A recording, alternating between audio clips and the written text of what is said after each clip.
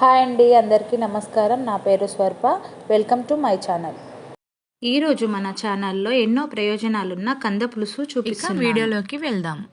మట్టి పాత్రలో కంద పులుసు చాలా టేస్టీగా ఉంటుంది. ఫస్ట్ చేతులకు ఆయిల్ అప్లై చేసుకొని కందను చిన్న చిన్న పీసెస్ లాగా కట్ చేసుకోవాలి. ఇలా కట్ చేసుకున్న వీటిని శుభ్రంగా కడిగి పక్కకు పెట్టుకుందాం. స్టవ్ పై మట్టి పాత్రను పెట్టి బాగా హీట్ కానివ్వాలి. ఇందులోకి ఒక 4 టేబుల్ స్పూన్ల ఆయిల్ వేసుకోవాలి. ఆయిల్ హీట్ అయిపోయింది. ఒక 1/2 టేబుల్ స్పూన్ ఆవాలు వేసుకుని అవి చిటపటలాడాక 1/2 టేబుల్ స్పూన్ జీలకర్ర వేసుకోవాలి. 2 పెద్ద సైజు ఆనియన్స్ను తీసుకొని సన్నగా చాప్ చేసుకొని వేసుకోవాలి. ఆనియన్స్ వేసిన వెంటనే అవి ఫ్రై కాకముందుకే ఒక 3 ఎండుమిర్చిని వేసుకోవాలి. కలుపుతూ మంచిగా ఫ్రై చేసుకోవాలి. ఫ్రై అవుతుండగానే పచ్చిశనగపప్పు వేసుకొని కలుపుకోవాలి.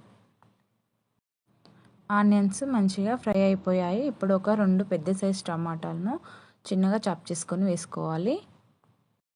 టమాటా కాస్త మగ్గగానే 1/2 టేబుల్ స్పూన్ పసుపు, అలాగే టేస్ట్కి సరిపడా సాల్ట్ వేసుకోవాలి. అలాగే ముందుగా కట్ చేసి పెట్టుకున్న పుల్లగంద ముక్కలను వేసుకోవాలి. మా సైడు పుల్లగంద అంటారండి, అలాగే కంద అని కూడా అంటారు. ఇప్పుడు దీన్ని స్లోగా మంచిగా ఇలా కలుపుకోవాలి.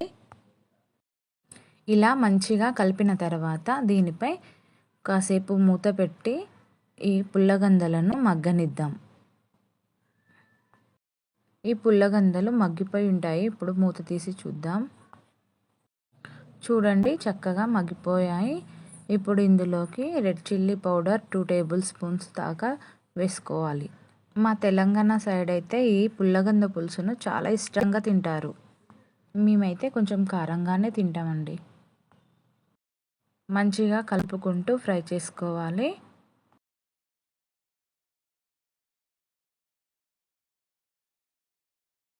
కొంచెం ఫ్రై అయ్యాక మనం ఇందులోకి ఒక 3 పచ్చిమిర్చి చీల్చుకున్నవి వేసుకోవాలి. దీన్ని మంచిగా కలుపుకొని మగ్గనివ్వాలి. ఇప్పుడు ఇందులోకి ఒక బౌల్ చింతపండు రసాన్ని వేసుకోవాలి. నేను ముందుగానే చింతపండుని తీసుకొని నానబెట్టి రసం తీసి పెట్టుకున్నాను.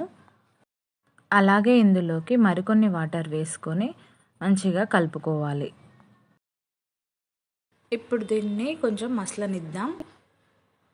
పులుసు అనేది చిక్కగా అయిందా లేదా చూసుకోవాలి. ఒకసారి చూస్తున్నాను, ఇంకా చిక్కగా కాలేదండి.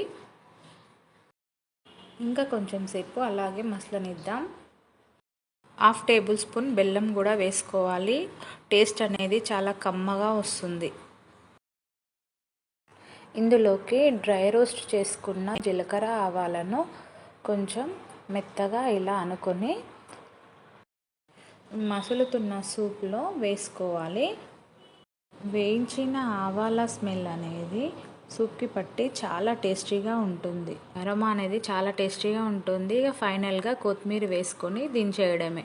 సర్వింగ్ బౌల్లోకి సర్వ్ చేసుకోవడమే. ఎంతో టేస్టీ అయిన పుల్లగంద సూపు రెడీ అయిపోయింది. ఇది చపాతీలోకి, బగారా రైస్లోకి చాలా టేస్టీగా ఉంటుంది. మీరు కూడా ట్రై చేసి ఎలా వచ్చిందో నాకు కామెంట్లో చెప్పండి. ఈ వీడియో కనుక నచ్చినట్లయితే లైక్ చేయండి, షేర్ చేయండి, సబ్స్క్రైబ్ చేసుకోండి. Thank you for watching.